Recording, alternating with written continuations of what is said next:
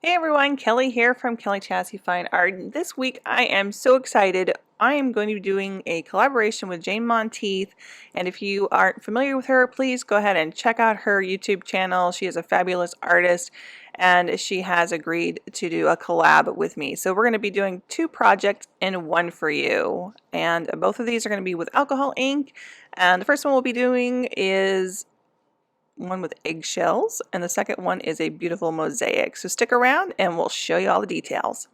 I mentioned I do have full online classes. You can find them over there at my website at kellylynart.com, where I have over 2,500 students in 85 different countries and over 24 online classes that have lifetime access. So head over there and check those out. I'm totally looking in the wrong spot. Over there.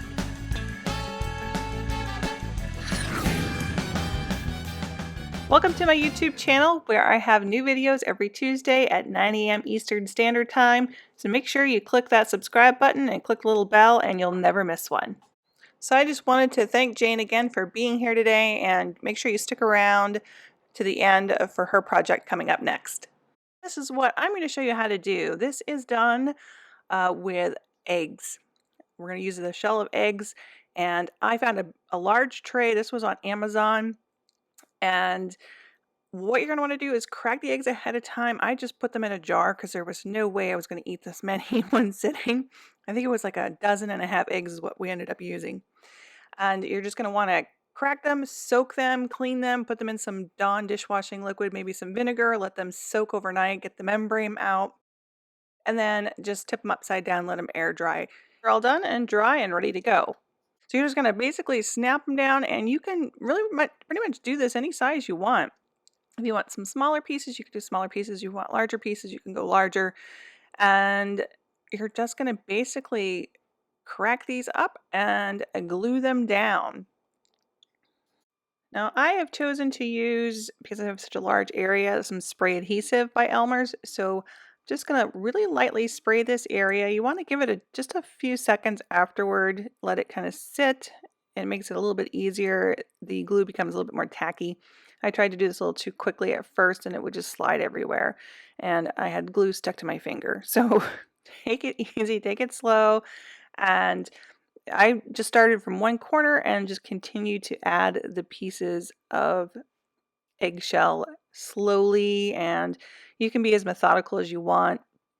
I was very random with my pattern here. I just was putting it in there. I found it easier to use some tweezers to really get those placements in there, and I didn't worry about filling up the entire area.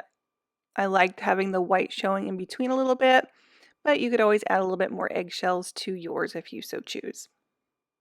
So we'll speed this up and just really quickly finish this up by adding all of the eggshell across the entire piece here. All right, so I have finished covering my entire area here. This has sat overnight, so it's completely dried.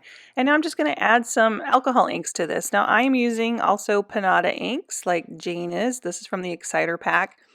And I'm making this more of a rainbow type look, and just dropping in the ink, and you can see that it's not moving a whole lot here, but I'm going to add my color first, and then we're going to add a little bit of alcohol to this. We'll get some of the areas just filled in a little bit.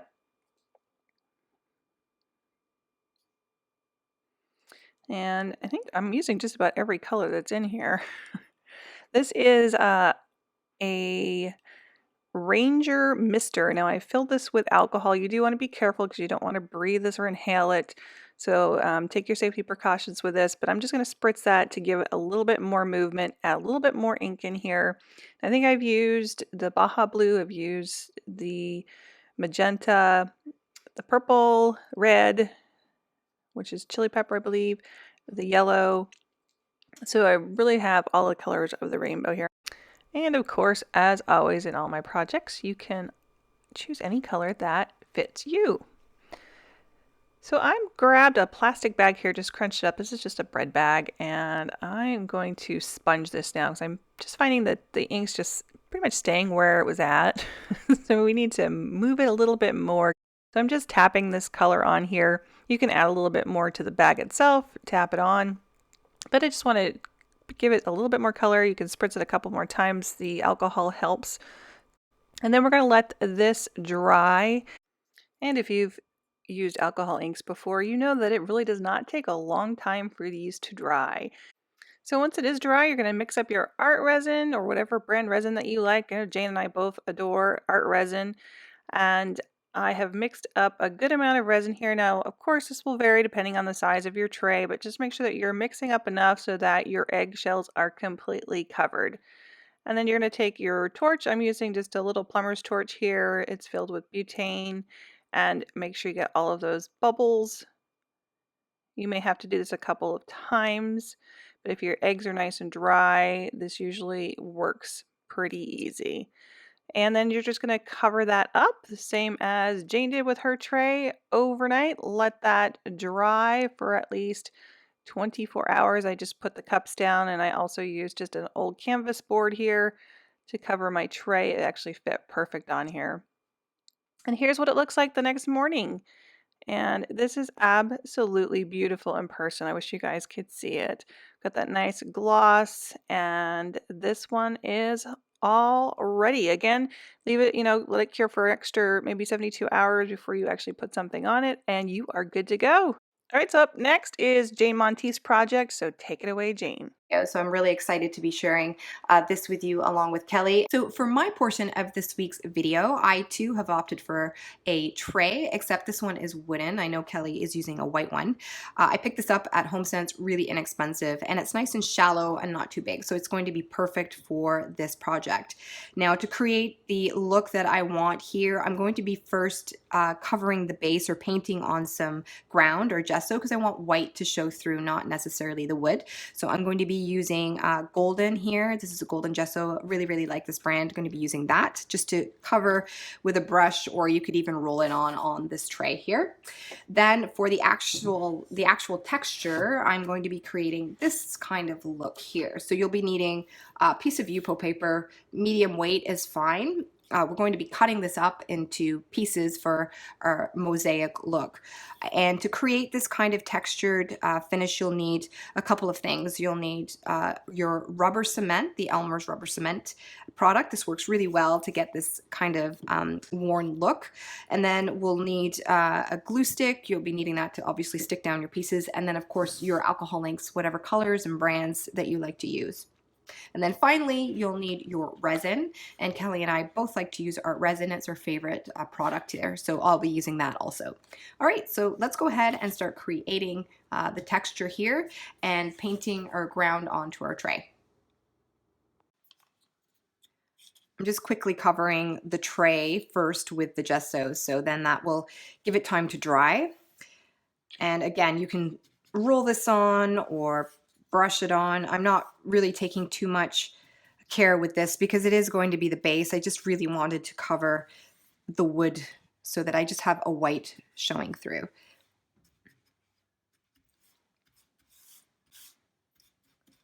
And then once this is dry, we can start putting our pieces of Yupo onto the tray. Okay, I'll probably put another coat on this as well once it's dry, but I just wanted to show you the first layer there. Okay, we'll come back to that when it's dry. All right, moving on to the texture itself. Again, Elmer's rubber cement to get this effect. And all you do is just brush on some of the glue randomly, really, in any area that you'd like onto the Yupo paper. Now, you can also put a color down first and let that dry and then work in layers. So I think I will probably do that as well on another piece, and we'll just see which one turns out the best.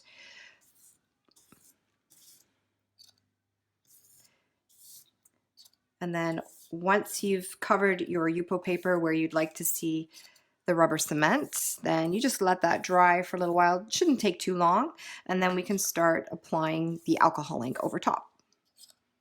And this is a little bit smelly, so if you are sensitive to smells, then you may want to ensure that you're working as usual in a well-ventilated area, especially when you're using these products and the alcohol inks and the solutions and resin too. Just make sure that everything is safe and it's a good environment to be in. Okay, I'm going to let that dry and then we'll apply some ink.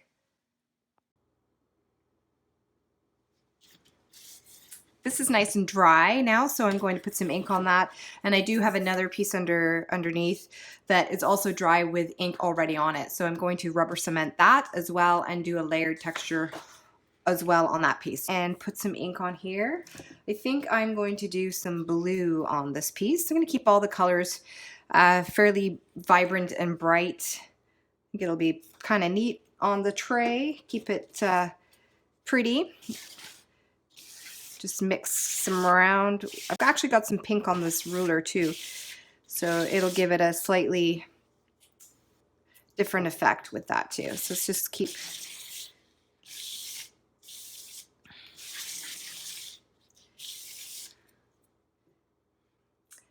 I really do like the pink and the blue mixed together. It's pretty. And we'll put some more Baja blue on here. And you can use all kinds of tools around your house to create really neat effects with alcohol ink. And I've got lots of videos that you can check out if you'd like to see some more techniques with ink. But you get the idea here. Yeah, that's going to look pretty.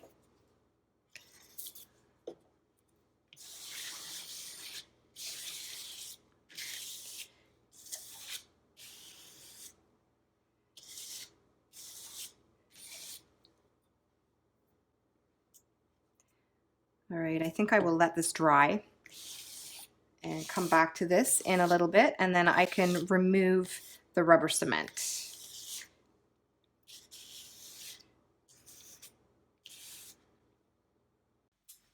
This layer has now dried, and just start removing the rubber cement. You can just use your hand for this and just start wiping away the cement, and you get that worn look.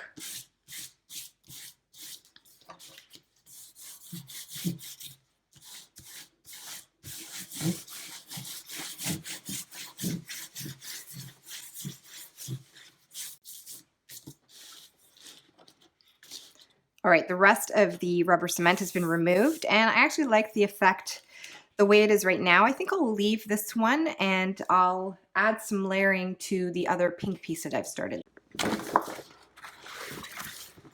So here are my two finished pieces dried, and we've got some different effects. Like I said, this one is more obvious in what I've done here. So I think I'm going to start cutting these up and into shapes, and then we can start placing them in our tray.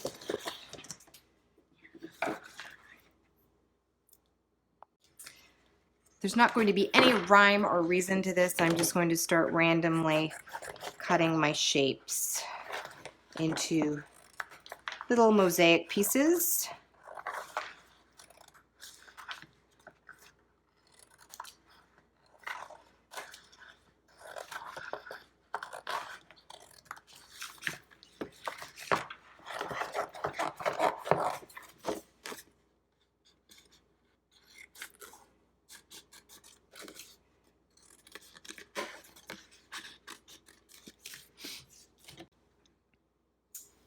And to stick these down, I am just using a Elmer's glue stick, just so that it has some adhesion, and we can then pour the resin over top of it.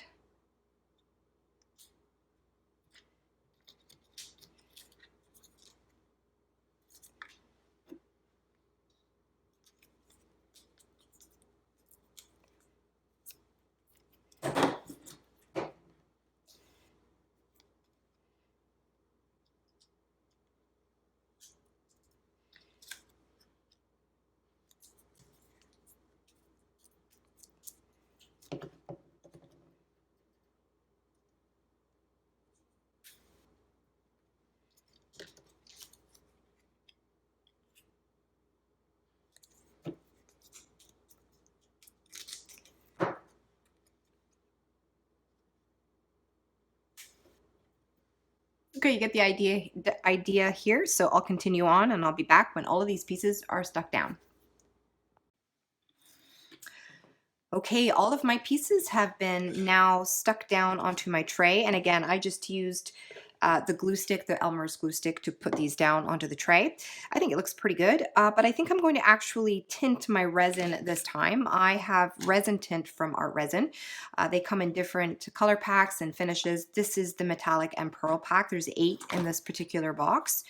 And I'm going to use, I think, either the purple or the blue, only because the tray colors are that. And I think it'll look really nice. A little bit of resin tint goes a long way, and you want to mix it in with your resin. So you don't need very much of this. So I think I will start mixing up my resin, and we'll see how this turns out. So again, just equal parts of the hardener and the resin itself into a plastic container so that you can easily clean it out once this is dry. And if you're not sure how much resin you need, you can go on to artresin.com or .ca, and you can use their calculator. They have one there, and it will give you a really good idea of how much you need for specific dimensions and coverage of your art. I like to use a jumbo popsicle stick to mix my resin. So I have the purple here. I'll just put a drop in there. And maybe I'll throw some blue in also.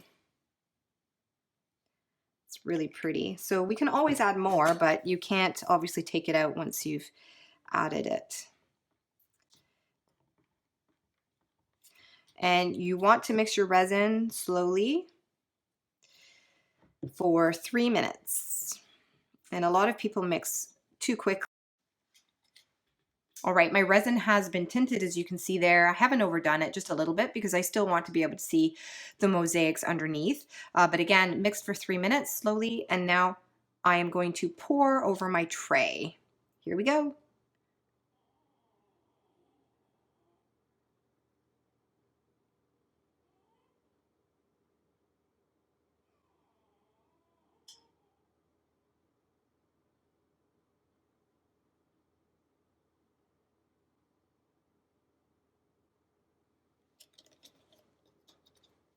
Make sure I get out every little bit of resin. And the great thing about using these popsicle sticks is that once you've scraped out all of the resin of your container, you can just leave that in there, let it set and dry the next day. When you come back, you can just use this as a lever and pull it out of the container, and then you can reuse it. Okay, I think I will torch this a little bit.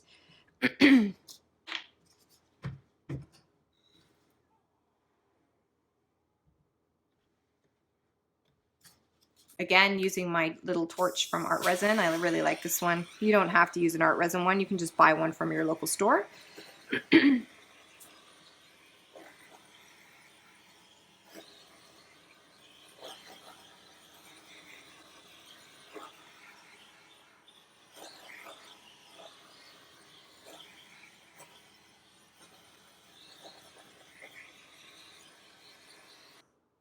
Probably check it one more time before I cover this over. You want to make sure that you don't get any dust in here when it's curing. So find a container that works well to cover it overnight. And I'll come back tomorrow and we'll see how this looks.